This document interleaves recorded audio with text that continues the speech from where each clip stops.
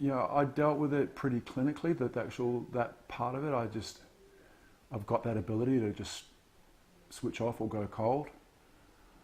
It wasn't with my kids. It's a very different thing.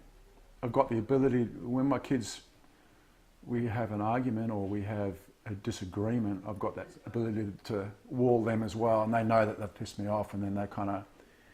I don't carry that for long. Like I'll hang on to it for a couple of hours, and then it's all good. But it's about the two parties coming back together and acknowledging that space. But as far as Fran and I went, it was I didn't find it that hard. It was the hardest part was dealing with the thought that I was going to lose my kids, because that was a threat, and I was I took that as a real threat. I came from a broken family, and it was I didn't want that for my kids, which is probably why Fran and I stayed together as long as we did, because I didn't want that broken family. I didn't want that history repeating. But it was I love my kids, and that's all I have to do as a father, as a dad. That's what I got to do. And I do that.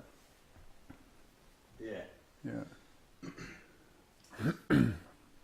It's funny that you talk about after you have an argument with your kids or with anyone, but with your children, it's about coming back together. Yeah. And about being able to acknowledge yourself. Yeah, it's about yeah. And I mean, come on, I'm 46 and I should know better, and I shouldn't get my tits in a twist about the fact that they're manipulating a situation. Because my 13-and-a-half-year-old's a super smart kid, and she's like me on steroids. She's out of control. She's she's a power horse. She's insane. But it's fighting me, and we go toe for toe, and it's just full on. Neither of us are going to back down. It's draining on Gracie. And it's draining on June, my older. They don't like the confrontation. Francisca, my ex-wife, just walks right away from Zaza. Well, not walks away from Zaza, but can't deal with her at all. So just rolls, lets Zaza do what she wants. But I'm happy to go toe to toe. I really am. But it's I'm the older person, and I'm the one whose job it is to guide, or to try to first of all admit, or to come back to the party, or to come back to it, but also to try and show her why, and once my hot head's cooled down, I'll be able to sit back and I'll come back to it, and I'll explain to her why, and why you can't go to that party on New Year's Eve, or why you can't do that, or why I don't think it's a good idea for you to go to a co-ed school as opposed to a single-sex school.